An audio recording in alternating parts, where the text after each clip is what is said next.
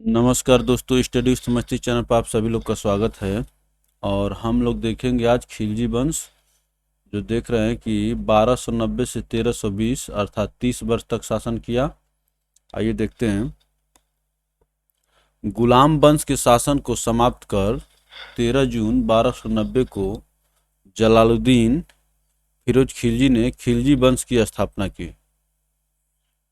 तो जलालुद्दीन फिरोज खिलजी, इसने किलोखरी को अपनी राजधानी बनाया। किलोखरी को अपनी राजधानी बनाया। आइए आगे चलते हैं।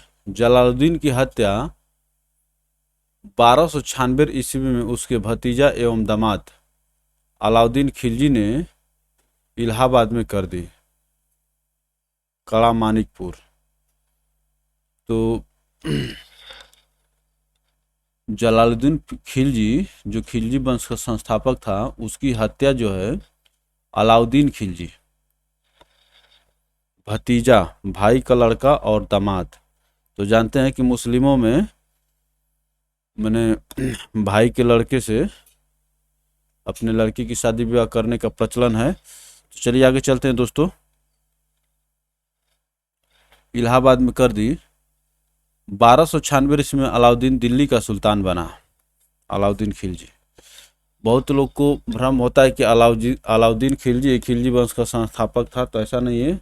जलालुद्दीन खिलजी, जलालुद्दीन फिरोज खिलजी खिलजी वंश का संस्थापक था। अलाउद्दीन के बचपन का नाम अली तथा गुरसास्प था। अलाउद्दीन के बचपन का नाम अली तथा गुरसास्प था। चलिए आगे चलते हैं। अलाउद्दीन खिलजी ने सेना को नकद वेतन देने एवं अस्थायी सेना की नींव रखी। वो पैसा के रूप में वेतन देता था, वेतन के रूप में पैसा देता था।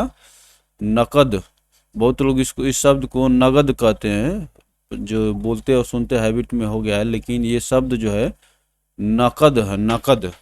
अलाउद्दीन खिलजी ने सेना को नकद वेतन देने एवं अस्थायी सेना की नींव रखी। दिल्ली के शासकों में अलाउद्दीन खिलजी के पास सबसे विशाल अस्थायी सेना थी,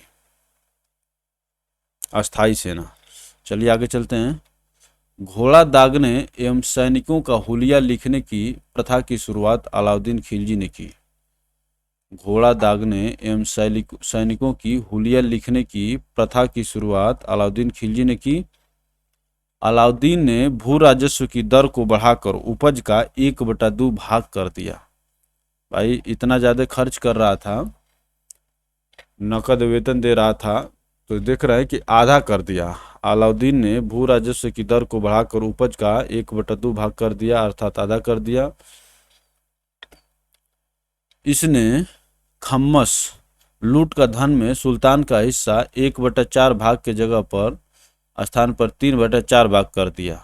आप लूट करके ले आइए और 3/4 भाग किसको दे दीजिए? सुल्तान को दीजिए। बाकी के 1/4 भाग आप अपने रखेंगे। पहले ये सीधे उल्टा था, 1/4 भाग होता था और 3/4 भाग जो लूट करके ले आते थे उनका होता था। तो इसने खम्मस, लूट का धन पूछा जाता है।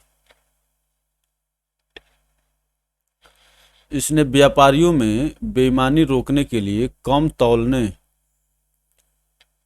वाले व्यक्ति के शरीर से मांस काटने का आदेश दिया। मांस काटने का आदेश दिया। इसने अपने शासन काल में मूल्य नियंत्रण प्रणाली को दृढ़ता से लागू किया। तो ये कहता था कि जो आदमी जितना सामान कम तौला है उसके शरीर से उतना मांस निकाल लो। जैसे 1 किलो को 950 ग्राम ही तौला है, तो उसको 50 ग्राम उसके शरीर से मांस निकालो। तो इतना ये सख्त था इस मामले में। मूल्य नियंत्रण प्रणाली भी को दृढ़ता से लागू किया, अर्थात वाजिब दाम पर ही, जो उसका दाम है उसी पर आप बेचिए। आगे चलते हैं। दक्षिण भारत की विजय के लिए अलाउद्दीन ने मलिक काफूर को भेजा। मलिक काफूर को भेजा। जमैयत खान, जमैयत खाना मस्जिद, अलाई दरवाजा, सीरी का किला तथा 1000 खंभा महल का निर्माण अलाउद्दीन खिलजी ने करवाया था। तो देख लीजिए, जमैयत खाना मस्जिद, अलाई दरवाजा, सीरी का किला तथा 1000 खंबा महल का निर्माण अलाउद्दीन खिलजी ने करवाया था। चलिए आगे चलते हैं। अलाई दरवाजा को इस्लामी वास्तुकला का रत्न कहा जाता है। अलाई दरवाजा को इस्लामी वास्तुकला का रत्न कहा जाता है। दैवी अधिकार के सिद्धांत को अलाउद्दीन ने चलाया था। दैवी अधिकार के सिद्धांत को अलाउद्दीन ने चलाया था। सिकंदर एसानी की उपाधि से स्वयं को अलाउद्दीन खिलजी ने विभूषित किया। सिकंदर एसानी। अलाउद्दीन ने मलिक याकूब को दीवान ए रियासत नियुक्त किया था। मलिक याकूब को दीवान ए रियासत नियुक्त किया था। अलाउद्दीन द्वारा नियुक्त परवाना नवीस नामक अधिकारी वस्तुओं की परमिट जारी करता था। परवाना नवीस नामक अधिकारी वस्तुओं की परमिट जारी करता था। चलिए आगे चलते हैं दोस्तों। सहना ए मंडी, यहाँ खाद्यान्नों को बिक्री हेतु लाया जाता था। सहना ए मंडी, यहाँ खाद्यान्नों को बिक्री हेतु लाया जाता था। सराय ए अदल, यहाँ वस्त्र, शक्कर, जड़ी बूटी, मेवा, दीपक का तेल एवं अन्य निर्मित वस्तुएं बिकने के लिए आती थी। अलग अलग बाजार है। सहना ए मंडी, सराय ए अदल। अलाउद्दीन खिलजी को आर्थिक नीति की व्यापक जानकारी जियाउद्दीन बर्नी की कृति तारीख फिरोजशाही से मिलती है। अलाउद्दीन खिलजी की आर्थिक नीति की व्यापक जानकारी जियाउद्दीन बर्नी की कृति तारीख फिरोजशाही से मिलती है। खजाइनुल फतूह अमीर खुसरो, रिहला इब्न बतूता एवं फुतूह हसला 3 ईसामी की कृति है। तो ये कह रहा है कि खजाइनुल फतूह अमीर खुसरो की पुस्तक है। ये खजाइनुल फतूह अमीर खुसरो की पुस्तक है। रिहला जो है ये किताब है इब्न बतूता की, एवं ये जो पुस्तक दिख रहे हैं ये ईसामी की कृति है। आगे चलते हैं दोस्तों। मूल्य नियंत्रण को सफल बनाने में मुहतसिब, सेंसर एवं नाजिर, नापतौल अधिकारी की महत्वपूर्ण भूमिका थी।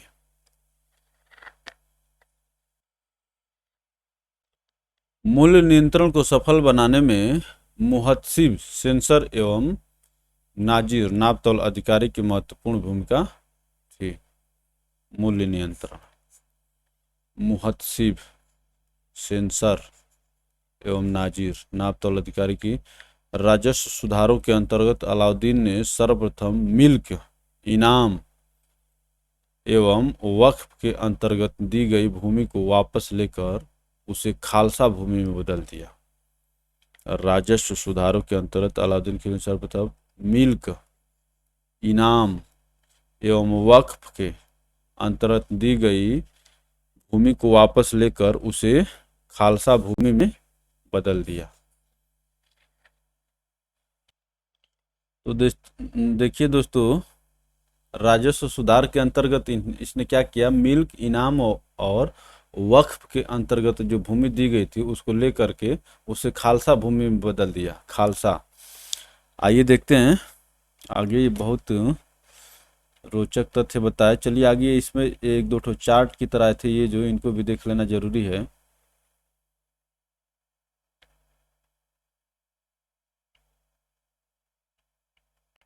ये वाला अमीर खुसरो का मूल नाम मोहम्मद हसन था। अरे पूछ लेगा तो देख लीजिए। अमीर खुसरो का मूल नाम मोहम्मद हसन था। उसका जन्म पटियाली, पश्चिमी उत्तर प्रदेश में बदायूं के पास में 1253 ईस्वी में हुआ था। खूब पूछता है, ये पूछा हुआ क्वेश्चन, मोहम्मद खुसरो का जन्म कहाँ हुआ था, तो बदायूं जिला में हुआ था। खुसरो प्रसिद्ध सूफी संत शेख निजामुद्दीन औलिया के शिष्य थे। भाई छोटी छोटी बातें पूछी जाती हैं। खुसरो प्रसिद्ध सूफी संत शेख निजामुद्दीन औलिया के शिष्य थे। वह बलबन से लेकर मोहम्मद तुगलक तक दिल्ली सुल्तानों के दरबार में रहे। वह बलबन से लेकर मोहम्मद तुगलक तक दिल्ली सुल्तानों के दरबार में रहे। आगे चलते हैं। इन्हें तूतीय हिंद, भारत का तोता के नाम से भी जाना जाता है। सितार एवं तबले के आविष्कार का श्रेय अमीर खुसरो को ही दिया जाता है। ये क्वेश्चन भी खूब पूछा जाता है। सितार एवं तबले के आविष्कार का श्रेय अमीर खुसरो को ही दिया जाता है। चलिए इससे नीचे वाला जो चार्ट था उसको देख लेते हैं। ये देखिए, बाजार नियंत्रण। बाजार नियंत्रण करने के लिए अलाउद्दीन खिलजी द्वारा बनाए जाने वाले नवीन पद दीवान ए रियासत। बाजार नियंत्रण ये अमीर खुसरो के अलाउद्दीन खिलजी के शासन का एक महत्वपूर्ण विशेषता थी। दीवान ए रियासत यह व्यापारियों पर नियंत्रण रखता था। यह बाजार नियंत्रण की पूरी व्यवस्था का संचालन करता था। अधिकारी है दीवान ए रियासत, यह व्यापारियों पर नियंत्रण रखता था। यह बाजार नियंत्रण की पूरी व्यवस्था का संचालन करता था। आगे चलते हैं। साना ए मंडी, प्रत्येक बाजार में बाजार का अधीक्षक। साना ए मंडी। वरीद, बाजार के अंदर। देखिए शब्द जो है बाजार होता है, बाजार। बहुत लोग बाजार बाजार कहते हैं, हम भी कहते थे, हमसे भी गलती होती थी। तो आदमी गलतियां करके ही तो सीखता है। जब सीख गया तो मैं आपको बता रहा हूँ, बाजार के अंदर घूमकर बाजार का निरीक्षण करता था। वरीद, वरीद नामक जो अधिकारी था, और ये बाजार का अधीक्षक होता था। चलिए आगे चलते हैं। मुनहियान वह गुप्तचर, गुप्त सूचना प्राप्त करता था। मुनहियान या वह गुप्तचर, गुप्त सूचना प्राप्त करता था। अब अगले चलेंगे इधर साइड में। तो थोड़ा पढ़िए, अच्छा से पढ़िए, समझ के पढ़िए। सिलेबस ख़त्म करने से तैयारी तो होती नहीं है, उसी हिसाब से पढ़ना है।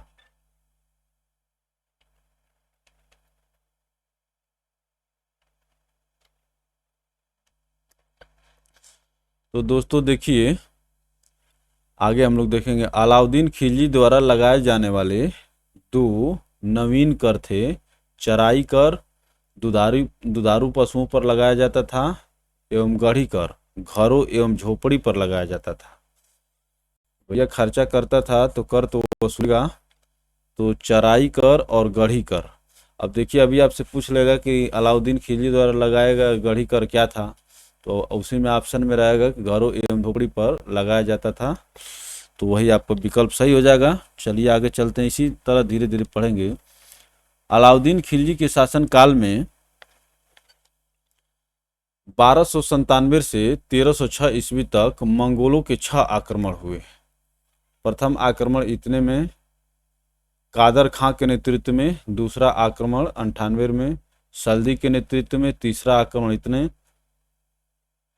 कुतलुग ख्वाजा के नेतृत्व में, चौथा आक्रमण गार्गी के नेतृत्व में, पांचवा आक्रमण 1305 ईस्वी में अली बेग और तारताक के नेतृत्व में, एवं छठा आक्रमण 1306 ईस्वी में कबल एवं इकबाल मंद के नेतृत्व में। चलिए आप देख लीजिएगा, ये सब कुछ कंप्यूटर तो नहीं हो सकता आदमी, हाँ पढ़ लेने से एक बार कम से कम आ जाता है। तो 6 आक्रमण हुए 97 से 6 ईस्वी तक। चलिए आगे चलते हैं दोस्तों, इसको आप लोग देख लीजिएगा। अगर जिसको और अच्छे से मंथन करना हो तो वीडियो को पास करके मंथन करिए, रिवाइंड करके मंथन करिए, लेकिन समझिए। अलाउद्दीन खिलजी की मृत्यु 5 जनवरी 1316 ईस्वी को हो गई। कुतुबुद्दीन मुबारक खिलजी 1316 ईस्वी को दिल्ली के सिंहासन पर बैठा। इसे नग्न स्त्री पुरुष की संगत पसंद थी।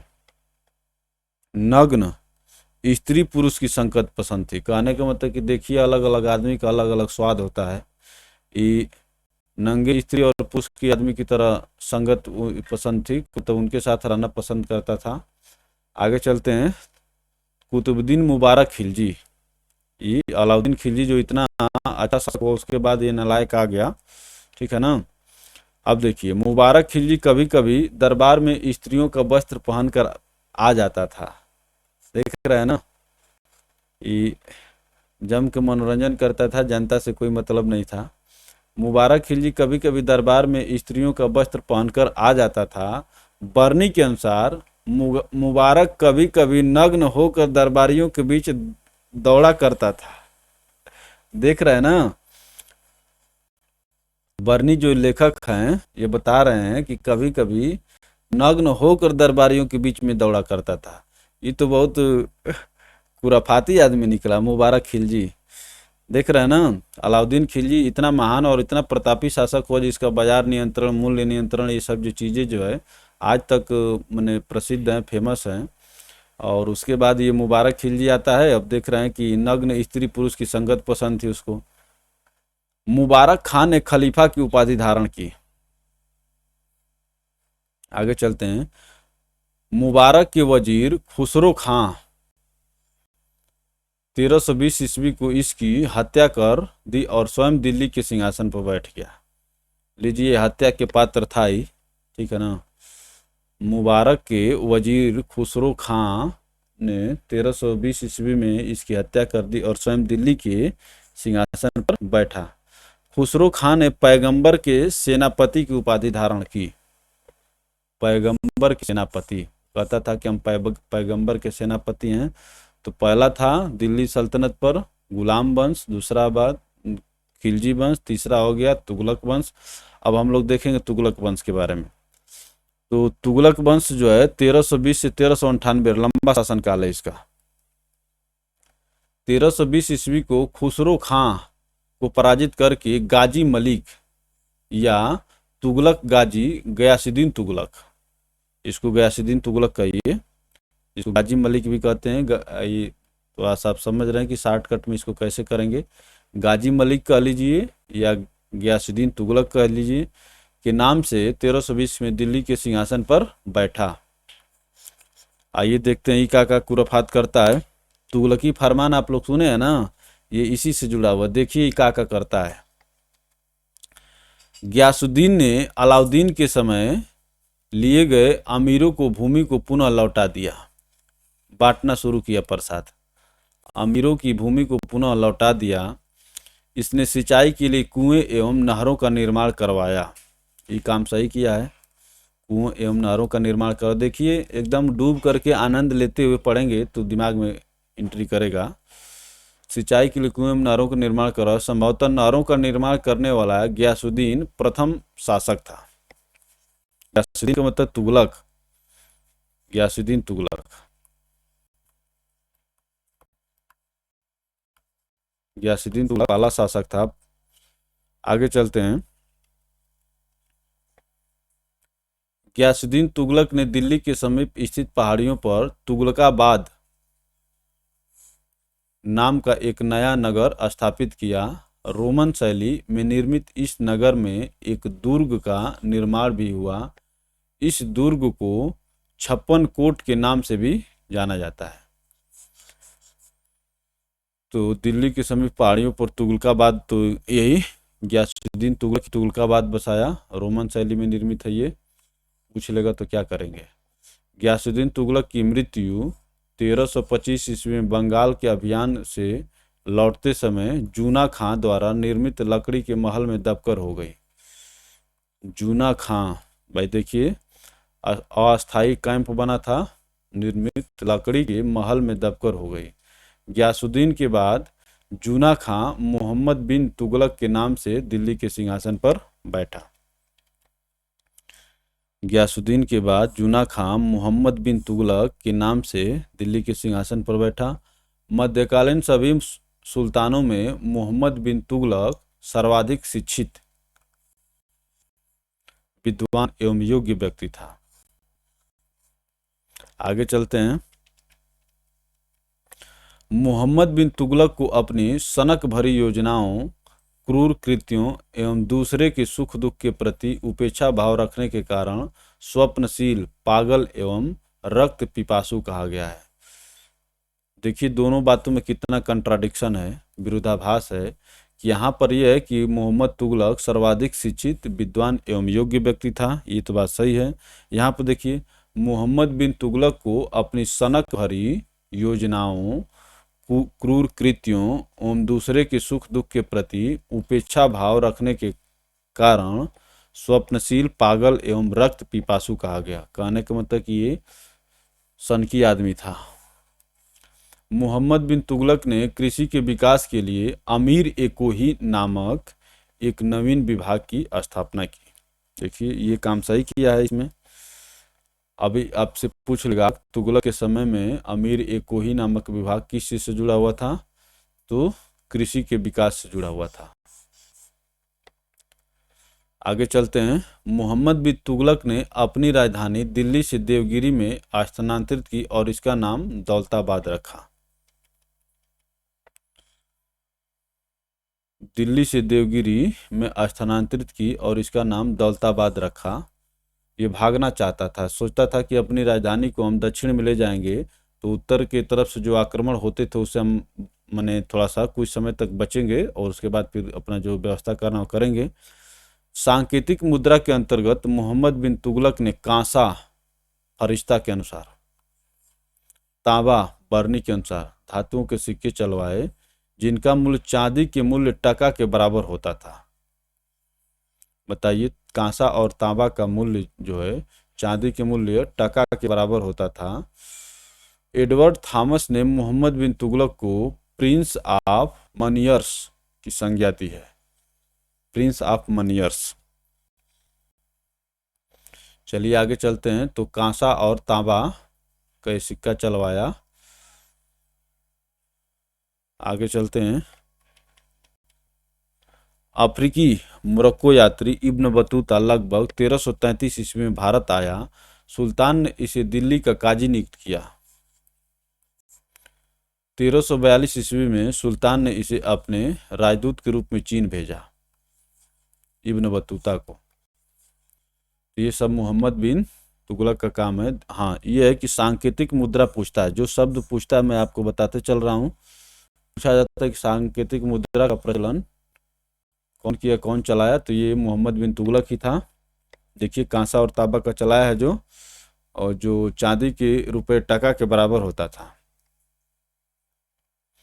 चलिए आगे चलते हैं दोस्तों।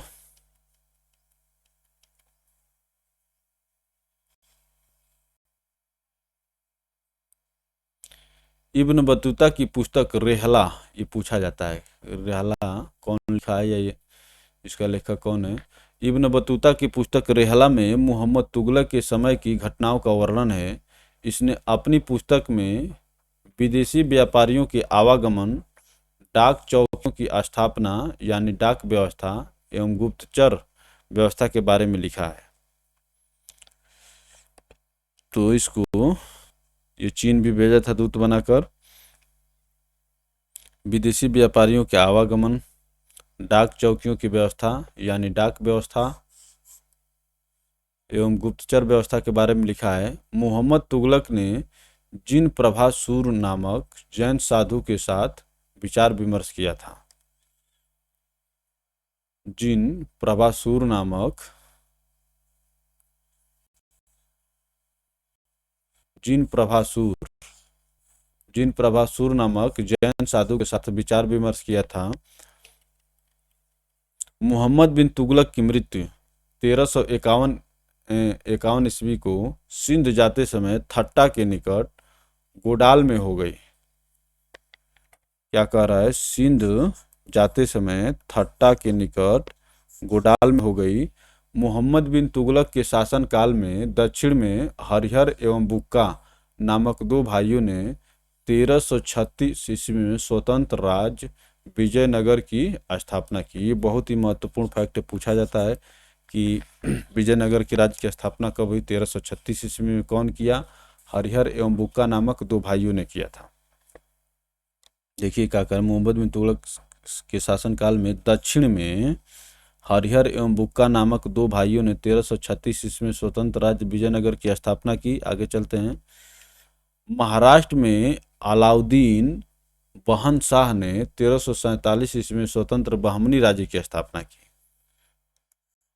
बहमन शाह ने स्वतंत्र बहमनी राज्य की स्थापना की।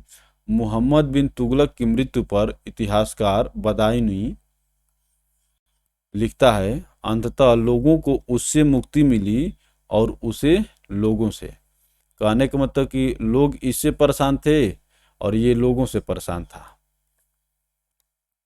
इसी पर बर्नी लिखता है कि अंततः लोगों को उससे मुक्ति मिली और उसे लोगों से।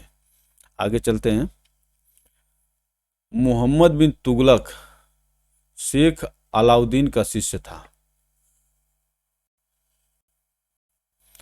वह सल्तनत का पहला शासक था जो अजमेर में शेख मोइनुद्दीन चिश्ती की दरगाह और बहराइच में सालार मसूद गाजी के मकबरे में गया। ये अच्छी बात है। मोहम्मद बिन तुगलक शेख अलाउद्दीन का शिष्य था। वह सल्तनत का पहला शासक था जो अजमेर में शेख मोइनुद्दीन चिश्ती की दरगाह और बहराइच में सालार मसूद गाजी के मकबरे में गया। मोहम्मद बिन तुगलक ने बदायूं में मीरन मुल्हिम, दिल्ली में शेख निजामुद्दीन औलिया, मुल्तान में शेख रुकनुद्दीन, अजुधन में शेख मुल्तान आदि संतों की कब्र पर मकबरे बनवाए। तो देख लीजिए एक बार किसके किसके बारे में बताएं। बदायूं में मीरन मुल्हिम, दिल्ली में शेख निजामुद्दीन औलिया। ये चीज महत्वपूर्ण है क्योंकि ये औलिया का शिष्य था। देख रहे हैं ना, मोहम्मद बिन तुगलक औलिया का शिष्य था, तो वही दिल्ली में शेख निजामुद्दीन औलिया, मुल्तान में शेख रुकनुद्दीन, अजुधन में शेख मुल्तान आदि संतों की कब्र पर मकबरे बनवाए। तो इसको यहाँ पर ये फैक्ट याद रखिए कि दिल्ली में शेख निजामुद्दीन औलिया का मकबरा यही बनवाया है, और क्योंकि ये उनका शिष्य था, शेख अलाउद्दीन का शिष्य था। चलिए आगे चलते हैं। फिरोज तुगलक का राज्याभिषेक थट्टा के नज़दीक 1351 में हुआ।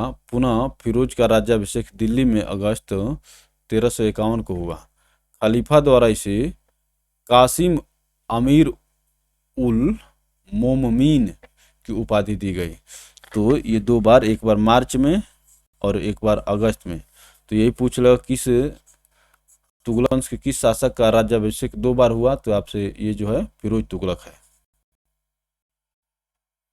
फिरोज तुगलक का राज्याभिषेक थट्टा के नज़दीक मार्च 51 में, और पुनः फिरोज का राज्याभिषेक दिल्ली में अगस्त 1951 को हुआ। खलीफा द्वारा इसे कासिम अमीर उल मोममीन की उपाधि दी गई। आगे चलते हैं।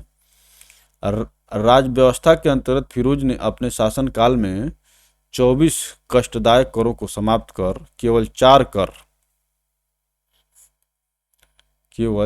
कर खराज, लगान, खुम्मस, युद्ध में लूट का माल, जजिया एवं जकात को वसूल करने का आदेश दिया। तो देखे थे कि इससे पहले के शासक अलाउद्दीन खिलजी भी बहुत कर लगाया था, लेकिन फिरोज तुगलक केवल इन्हीं चारों को, खराज, अभी आपसे पूछा जाएगा, खराज जो ये लगान था, खुम्मस जो युद्ध में लूट का माल, जजिया एवं जकात को वसूल करने का आदेश दिया। फिरोज तुगलक ब्राह्मणों पर जजिया लागू करने वाला पहला मुसलमान शासक था। पूछा जाता है, फिरोज तुगलक ब्राह्मणों पर जजिया लागू करने वाला पहला मुसलमान शासक था। फिरोज तुगलक ने एक नया कर, सिंचाई कर भी लगाया, जो उपज का 1/10 भाग था। चलिए आगे चलते हैं। फिरोज तुगलक ने 5 बड़ी नहरों का निर्माण करवाया। फिरोज तुगलक ने 300 नए नगरों की स्थापना की। इसमें हिसार, फिरोजाबाद, फतेहाबाद, जौनपुर, फिरोजपुर प्रमुख हैं। तो जौनपुर की स्थापना जो है फिरोज तुगलक किया है? ये पूछा जाता है, खूब पूछा जाता है कि जौनपुर की स्थापना कौन किया है, तो फिरोज तुगलक किया है।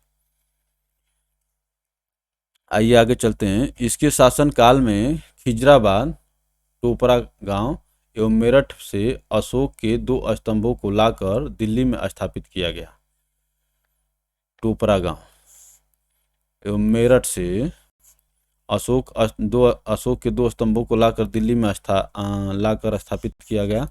तो अशोक के 2 स्तंभों को ये दिल्ली ले गया, कहाँ कहाँ के? खिजराबाद या टोपरा गांव का और मेरठ से। सुल्तान फिरोज तुगलक ने अनाथ मुस्लिम महिलाओं, विधवाओं एवं लड़कियों की सहायता के लिए एक नए विभाग, दीवान ए खैरात की स्थापना की। ये काम अच्छा किया है। अनाथ मुस्लिम महिलाओं, विधवाओं एवं लड़कियों की सहायता के लिए एक नए विभाग, दीवान ए खैरात की स्थापना की। तो अभी आपसे पूछ लिया है कि दीवान ए खैरात की स्थापना किसने की, तो फिरोज तुगलक हो गया। और किससे जुड़ा हुआ था, तो ये भी आप समझ जाएंगे। तो दीवान ए खैरात की स्थापना की। सल्तनतकालीन सुल्तानों के शासनकाल में सबसे अधिक दासों की संख्या फिरोज तुगलक के समय थी। तो ये भी पूछा जाता है।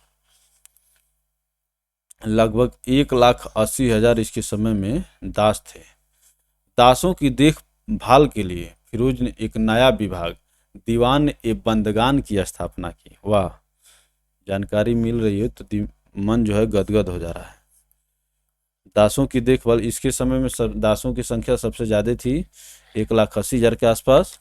और दीवान ए बंदगान नामक विभाग की स्थापना की ताकि दासों की देखभाल हो सके। इसने सैन्य पदों को वंशानुगत बना दिया। वंशानुगत का मतलब आप समझते ही हैं, आपके बाद आप सैनिक हो जाएंगे, वो पद को धारण करेंगे, और उसके बाद आपका लड़का, उसके बाद उसका लड़का, ऐसे चलते रहेगा। इसने अपनी आत्मकथा फतुहात ए फिरोजशाही की रचना की। फतुहात ए फिरोजशाही की रचना की। इसने जियाउद्दीन बर्नी एवं शम्स ए सिराज अफीफ को अपना संरक्षण प्रदान किया। तो ये भी अच्छा किया कि विद्वानों को इसने सम्मान दिया। जियाउद्दीन बर्नी एवं शम्स ए सिराज अफीफ को अपना संरक्षण प्रदान किया। चलिए आगे चलते हैं। इसने ज्वालामुखी मंदिर के पुस्तकालय से लूटे गए 1,300 ग्रंथों में से कुछ को फारसी में विद्वान अपाउद्दीन द्वारा दलायते फिरोजशाही नाम से अनुवाद करवाया। दलायते फिरोजशाही। ज्वालामुखी मंदिर के पुस्तकालय से लूटे गए 1,300 ग्रंथों में से कुछ को फारसी में विद्वान अपाउद्दीन द्वारा दलायते फिरोजशाही नाम से अनुवाद करवाया। इसने चांदी एवं तांबे के मिश्रण से निर्मित सिक्के भारी संख्या में जारी करवाए, जिसे अद्धा एवं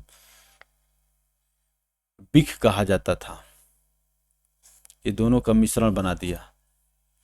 चांदी एवं तांबे के मिश्रण से निर्मित सिक्के भारी संख्या में जारी करवाए, जिसे अद्धा एवं बिख कहा जाता था। फिरोज तुगलक की मृत्यु 1388 ईस्वी में हो गई। फिरोज काल में निर्मित खान ए जहां तेलंगानी के मकबरा की तुलना जेरूसलम में निर्मित उमर के मस्जिद से की जाती है। ये भी अच्छी बात, अच्छा फैक्ट है। फिरोज काल में निर्मित खान ए जहां तेलंगानी के मकबरा की तुलना जेरूसलम में निर्मित उमर के मस्जिद से की जाती है। तो याद रखिए, खान ए जहां तेलंगानी के मकबरे की तुलना जेरूसलम में निर्मित उमर के मस्जिद से की जाती है। आगे चलते हैं दोस्तों।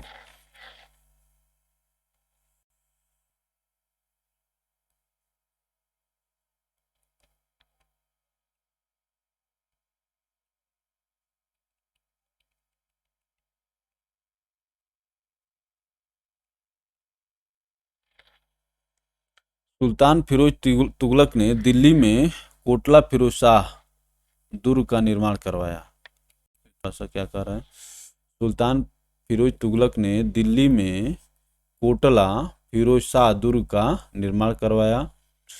तो सबसे बड़ी बात ये जो जौनपुर नगर को बसाया था, इसको ये खूब पूछा जाता है कि जौनपुर नगर को कौन बसाया। तुगलक वंश का अंतिम शासक नसरुद्दीन महमूद तुगलक था। इसका शासन दिल्ली के पालम तक ही रह गया था। इसका मतलब कि अब आगे वंश चेंज होगा। तो अंतिम शासक कौन था? नसरुद्दीन महमूद तुगलक। तैमूर लंग ने सुल्तान नसरुद्दीन महमूद तुगलक के समय 1398 ईस्वी में दिल्ली पर आक्रमण किया। तैमूर लंग नसरुद्दीन के समय में ही मली कुसर्क पूर्वाधिपति की उपाधि धारण कर एक हिजड़ा मलिक सरवर ने जौनपुर में एक स्वतंत्र राज्य की स्थापना की। तो देखिए ये भी अच्छा फैक्ट है, पूछा जाता है यहाँ से। नासरुद्दीन के समय में ही मलिक कुसर्सक की उपाधि धारण कर एक हिजड़ा मलिक सरवर ने जौनपुर में एक स्वतंत्र राज्य की स्थापना की। चलिए आगे चलते हैं। वो हिजड़ा का नाम था मलिक सरवर। चलिए आगे देखिए। 1414 से 1451 सैयद वंश का संस्थापक खिजर खां था। इसने सुल्तान की उपाधि न धारण कर अपने को रैयत ए आला की उपाधि से खुश रखा। तो ये सुल्तान नहीं, अपने को क्या कहा? रैयत ए आला कहा। खिजर खां तैमूर लंग का सेनापति था। देख रहे हैं ना, वो जो फिरोज नसरुद्दीन के समय में जो तैमूर लंग का आक्रमण हुआ था, देखिए ये तैमूर लंग नसरुद्दीन। तो हम लोग देख रहे थे कि खिजर खां तैमूर लंग का सेनापति था। भारत से लौटते समय तैमूर लंग ने खिजर खां को मुल्तान, लाहौर एवं दीपालपुर का शासक नियुक्त किया। खिजर खां नियमित रूप से तैमूर के पुत्र शाहरुख को कर भेजा करता था। सैयद वंश का संस्थापक जो खिजर खां देख रहे हैं, ये तैमूर लंग का सेनापति था। और भाई ये तैमूर लंग के पुत्र को क्या करता था? कर भेजा करता था। तैमूर लंग जो है मुल्तान, लाहौर और दीपालपुर का शासक नियुक्त किया। आगे चलते हैं। खिजर खां की मृत्यु 1421 ईस्वी में हो गई। खिजर खां के पुत्र मुबारक खां ने शाह की उपाधि धारण की थी।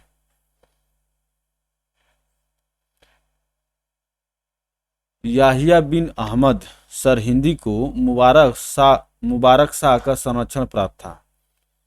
याहिया बिन अहमद सरहिंदी को मुबारक शाह का संरक्षण प्राप्त था। इसकी पुस्तक तारीख ए मुबारक शाही में सैयद वंश के विषय में जानकारी मिलती है। तो तारीख ए मुबारक शाही के लेखक कौन है? अहमद सरहिंदी हैं, याहिया बिन अहमद सरहिंदी। तो इसको अहमद सरहिंदी कह सकते हैं। अहमद सरहिंदी ने तारीख ए मुबारक शाही लिखा है और इससे जो है सैयद वंश के विषय में जानकारी मिलती है। आगे चलते हैं। यमुना के किनारे मुबारकाबाद की स्थापना मुबारक शाह ने की थी। सैयद वंश का अंतिम सुल्तान अलाउद्दीन आलम शाह था। सैयद वंश का शासन करीब 37 वर्षों तक रहा। अंतिम सुल्तान अलाउद्दीन आलम शाह था। अब अगला वंश जो है लोदी वंश। आइए चलते हैं, लोदी वंश को देखा जाए। लोदी वंश का संस्थापक बहलोल लोदी था। इसको ऐसे याद करिए कि लोदी वंश का संस्थापक बकलोल लोदी था, तो याद रहता है। ठीक है ना। लोदी वंश का संस्थापक बहलोल लोदी था। वह 1451 को बहलोल शाहगाजी की उपाधि से दिल्ली के सिंहासन पर बैठा। दिल्ली पर प्रथम अफगान राज्य की स्थापना का श्रेय बहलोल लोदी को दिया जाता है। प्रथम अफगान राज्य की स्थापना का श्रेय बहलोल लोदी को दिया जाता है। बहलोल लोदी ने बहलोल सिक्के का प्रचलन करवाया। बहलोल लोदी ने बहलोल सिक्के का प्रचलन कराया, ये कोई नया काम नहीं है। आगे चलते हैं। वह अपने सरदारों को मकसद ए अली कहकर पुकारता था। मकसद ए अली कहकर पुकारता था। वह अपने सरदारों के खड़े रहने पर स्वयं भी खड़ा रहता था। ये अच्छी बात है।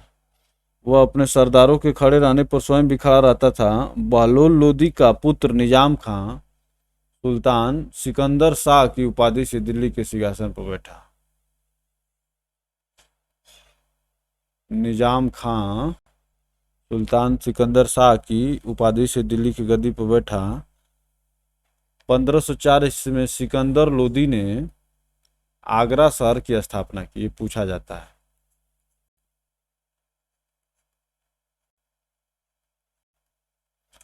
सिकंदर लोदी ने आगरा शहर की स्थापना की।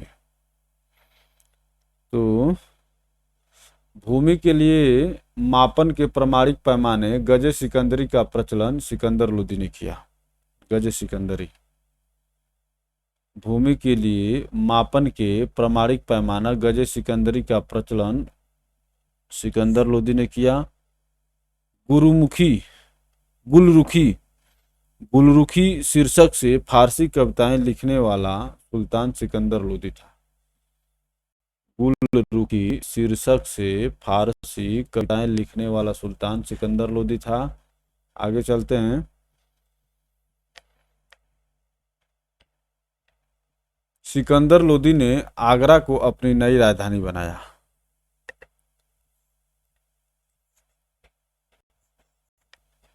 इसके आदेश पर संस्कृत के एक आयुर्वेद ग्रंथ का फारसी में फरहंगे सिकंदरी के नाम से अनुवाद हुआ।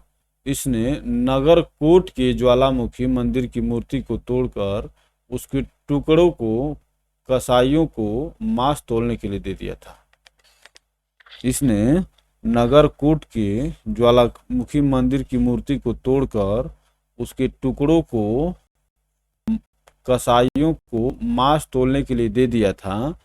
इसने मुसलमानों को ताजिया निकालने एवं मुसलमान स्त्रियों को पीरों एवं संतों के मजार पर जाने पर प्रतिबंध लगा दिया।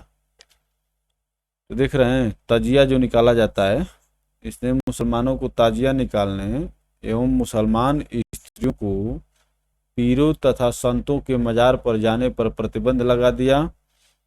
गले की बीमारी के कारण सिकंदर लोदी की मृत्यु 1517 ईस्वी में हो गई। इसी दिन इसका पुत्र इब्राहिम शाह की उपाधि से आगरा के सिंहासन पर बैठा, क्योंकि ये जो है राजधानी को दिल्ली से आगरा लेकर के चला गया था। तो सिकंदर लोदी की मृत्यु और इसका पुत्र इब्राहिम। चलिए आगे चलते हैं।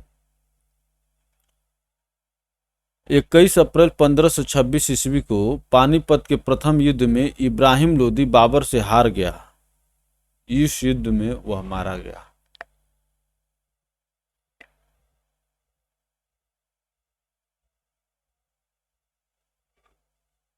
इब्राहिम लोदी जो किसका पुत्र था? सिकंदर लोदी का पुत्र था।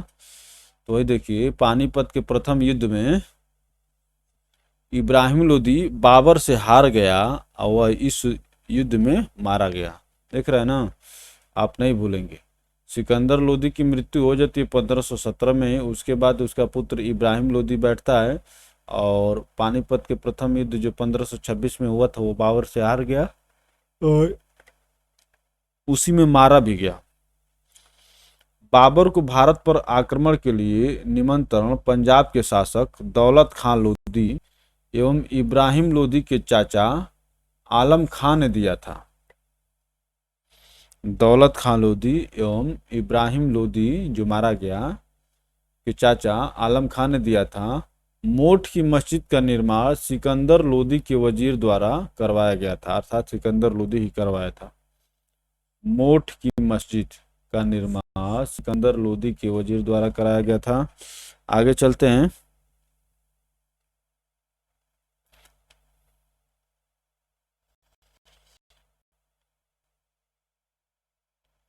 तो आगे हम लोग देखेंगे सल्तनत कालीन शासन व्यवस्था। तो ये शासन व्यवस्था हम लोग देखेंगे कि वजीर क्या होता था और जो भी है। तो चलिए दोस्तों,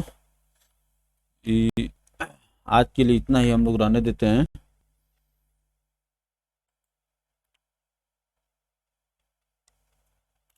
धन्यवाद, फिर मिलते हैं अगली वीडियो में।